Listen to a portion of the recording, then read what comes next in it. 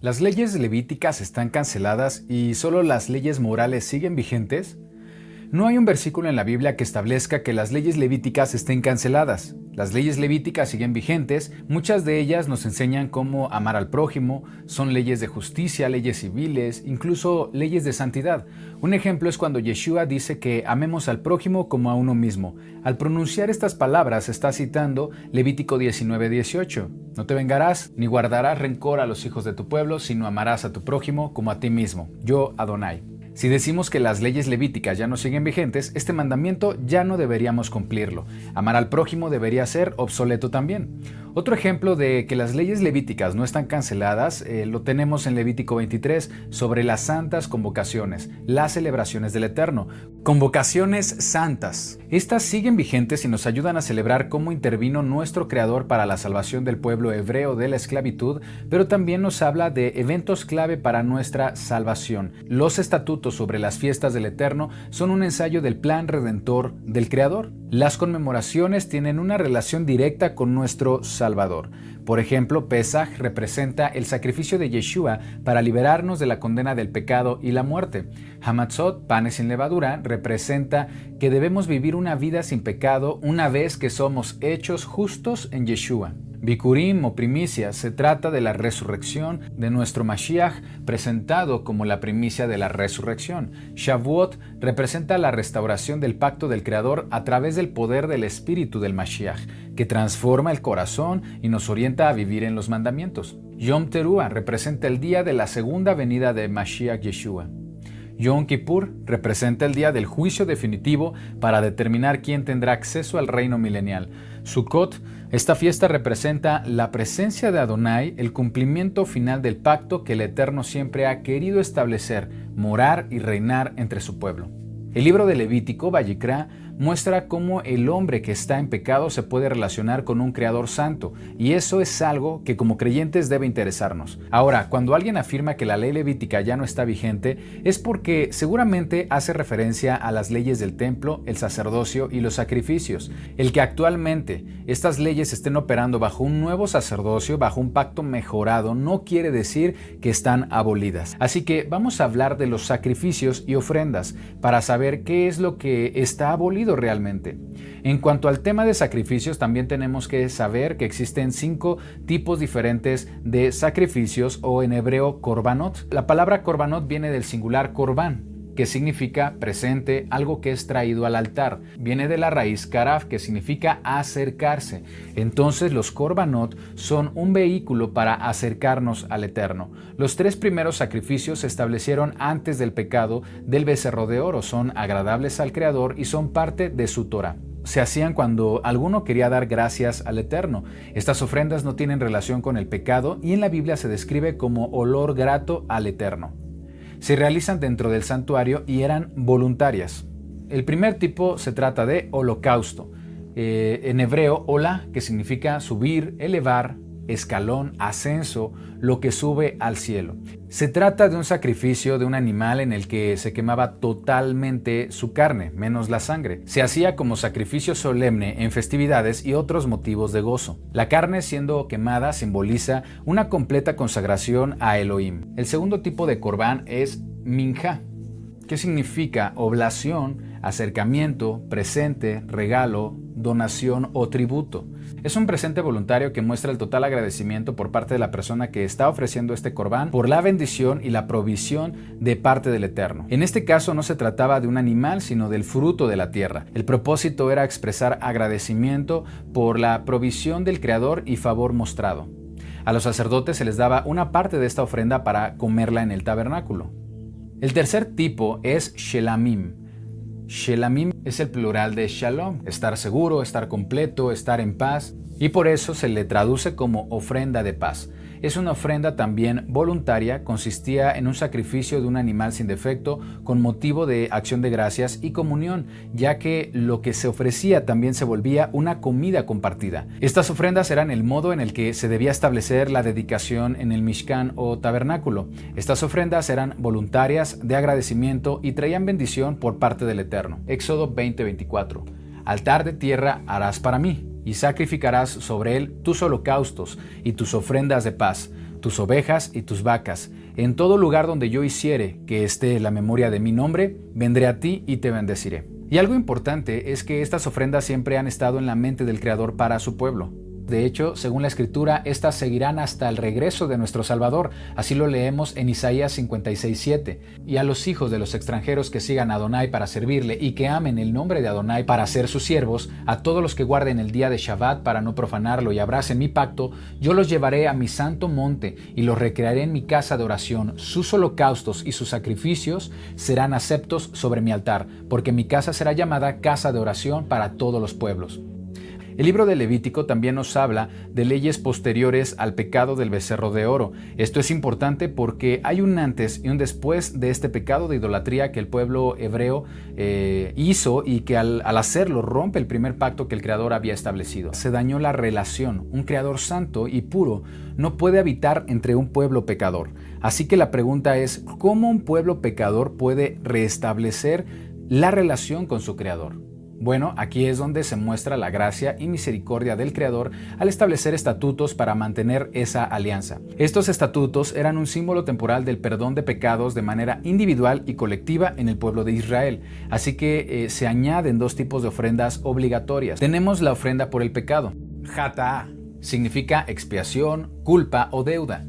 Esta ofrenda no era olor grato para el Eterno, era algo inmundo, pues representa el pecado. Tenía que ser un animal sin mancha, o si la persona era demasiado pobre, entonces podía ofrecer flor de harina sin levadura. Era una expiación por pecados no intencionales al romper cualquiera de los mandamientos de la ley. La parte más importante de este sacrificio, después de que se quemaba la grosura, era la ceremonia propiciatoria de la sangre, en la que se rocía la sangre 7 veces en el velo del tabernáculo o del templo. La sangre representa la vida, y rociar la sangre es un símbolo de cómo el Creador limpia esas consecuencias del pecado en el pueblo. De esta manera el tabernáculo y el campamento volvían a ser un espacio limpio donde el Creador y el pueblo podían habitar juntos. La otra ofrenda se llama ofrenda por la culpa, en hebreo asham, que significa culpa, falla, ofensa, ofrenda por transgresión. Es una ofrenda que nace de una falta contra otra persona. Se presenta un animal sin defecto y se restituye el daño añadiendo una quinta parte. Este tipo de falta no es tanto por la naturaleza de pecado, sino por acciones concretas, principalmente contra el prójimo y a sabiendas de que se está cometiendo una infracción. Estos dos sacrificios, añadidos después del becerro de oro, consistían en un recordatorio del pecado del pueblo en lo individual y lo colectivo. Para nosotros, en la actualidad, es extraño el perdón de pecados mediante la sangre de un animal, pero para el pueblo de Israel era un símbolo muy poderoso. Romanos 6:23 dice que la paga por el pecado es la muerte, así que cuando una persona transgrede un mandamiento, la consecuencia es la muerte. Con este mecanismo, el Eterno está permitiendo que el animal sea el sustituto, muriendo en lugar de la persona. Ahora, estos rituales, al ser añadidos a causa del pecado, arreglaban la relación entre el pueblo y el Creador, pero de manera temporal. Así que es importante saber que cuando la Torá nos habla del tabernáculo terrenal, el sacerdote y los sacrificios, se trata de una sombra, ensayo o representación de una realidad celestial. Actualmente hay un tabernáculo celestial que no está obsoleto. Hay un sacerdote celestial que asume las responsabilidades descritas en el libro de Levítico para el sacerdocio, incluyendo el sacrificio por el perdón de pecados. Este sumo sacerdote es nuestro Mesías Yeshua. La Biblia enseña que Yeshua es sacerdote no por orden levítica, sino por orden de Melquisedec. Hebreos 5:8-10. Y aunque era hijo, por lo que padeció aprendió la obediencia, y habiendo sido perfeccionado vino a ser autor de eterna salvación para todos los que le obedecen. Y fue declarado por Elohim sumo sacerdote según el orden de Melquisedec. Con la llegada de nuestro Mashiach se restablece el pacto mediante una transición de sacerdocio, pasando de un sacerdocio levítico a un sacerdocio según Yeshua. Hebreos 8:5-6. Hablando de las leyes, las cuales sirven a lo que es figura y sombra de las cosas celestiales, como se advirtió a Moisés cuando iba a erigir el tabernáculo, diciéndole: mira, haz todas las cosas conforme al modelo que se te está mostrando en el monte, pero ahora tanto mejor ministerio es el suyo, cuanto es mediador de un mejor pacto, establecido sobre mejores promesas. En lugar de un sacerdote terrenal, ahora tenemos un mediador de un mejor pacto establecido sobre mejores promesas en lo celestial, porque se trata de un sacerdote desde el plano celestial. Ya no es una representación, ya no es un ensayo, sino que, aunque no lo vemos, es una realidad que Yeshua es ministro del tabernáculo celestial, creado no por el hombre, sino por el Creador. Hebreos 8:1 al 5. Tenemos tal sumo sacerdote, el cual se sentó a la diestra del trono de la majestad en los cielos, ministro del santuario y de aquel verdadero tabernáculo que levantó Adonai y no el hombre. Hebreos 4:14. Por tanto, teniendo un gran sumo sacerdote que traspasó los cielos, Yeshua el Hijo de Elohim, retengamos nuestra profesión.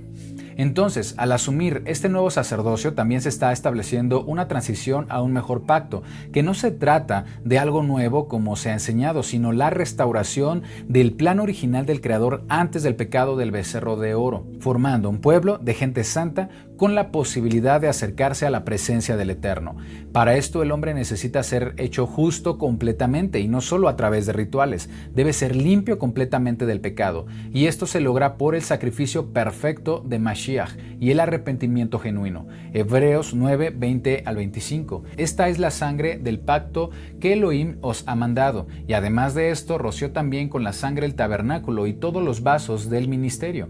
Y así, y casi todo es purificado, según la ley, con sangre. Sin derramamiento de sangre no se hace remisión. Fue pues necesario que las figuras de las cosas celestiales fuesen purificadas así, pero las cosas celestiales mismas, con mejores sacrificios que estos, porque no entró el Mesías en el santuario hecho de mano, figura del verdadero, sino en el cielo mismo, para presentarse ahora por nosotros ante Elohim, y no para ofrecerse muchas veces, como entra un sumo sacerdote en el lugar santísimo, cada año con sangre ajena. Este mejor pacto no quiere decir que sea algo opuesto o que sustituye la Torá y mucho menos los mandamientos del Creador, sino que se establece un nuevo mecanismo para el perdón de pecados, de modo que podamos ser cercanos al Creador para ofrecer nuestras ofrendas de gratitud, nuestros holocaustos y nuestras ofrendas de paz. Y esto es gracias a que nos provee un sacrificio perfecto con el cuerpo sin mancha de nuestro Mesías. Hebreos 9:28. Así también Mashiach fue ofrecido una sola vez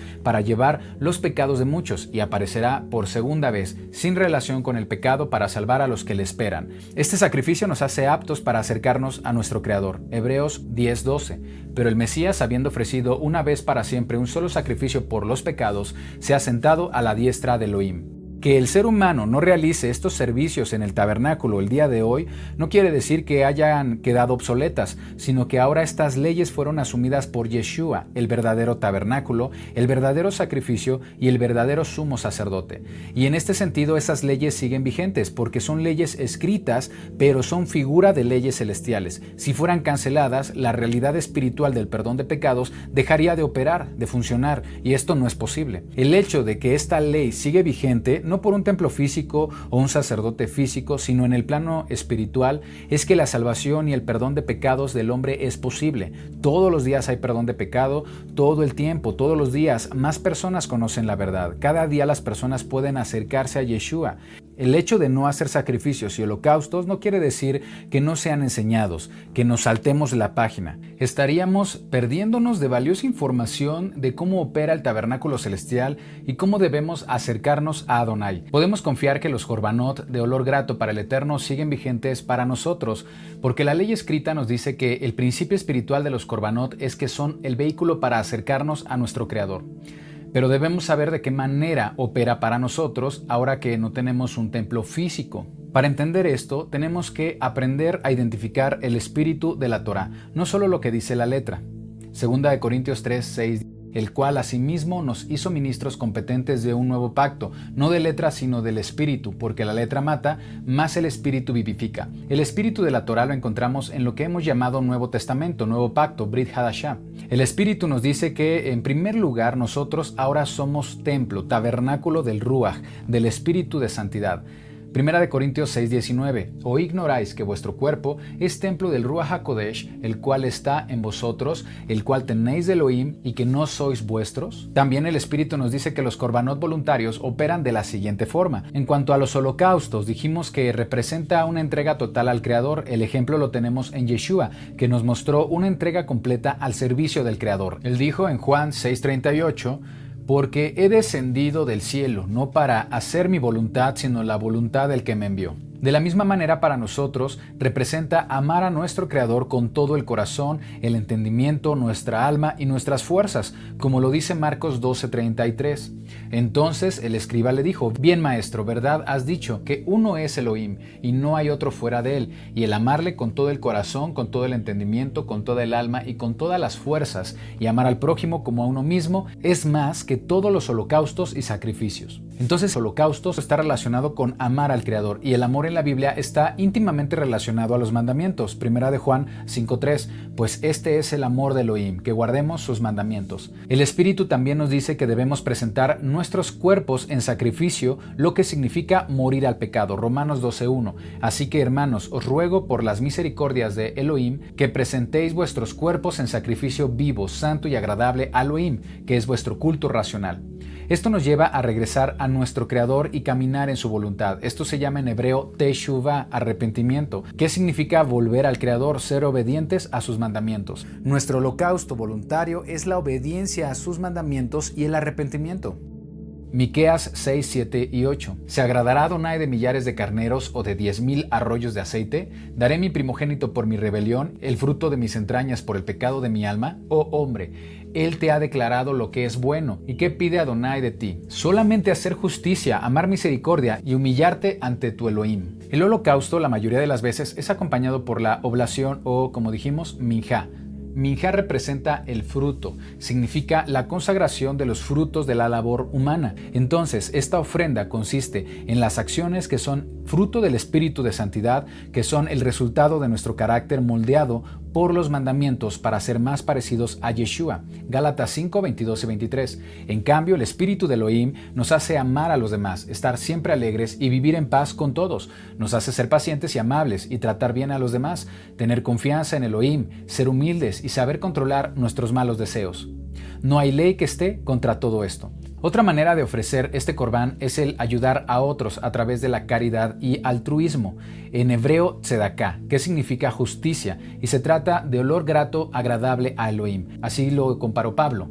No es que busque dádivas, sino que busco fruto que abunde en vuestra cuenta. Pero todo lo he recibido y tengo abundancia. Estoy lleno habiendo recibido de Epafrodito lo que enviasteis, olor fragante, sacrificio acepto agradable a Elohim. La tercera ofrenda, Shelamim, ofrenda de paz, es la paz compartida entre el Creador, el sacerdote, que es Yeshua, y la persona, o sea, nosotros. Romanos 5:1. Justificados pues por la fe tenemos paz para con Elohim por medio de nuestro Adón, Yeshua el Mesías.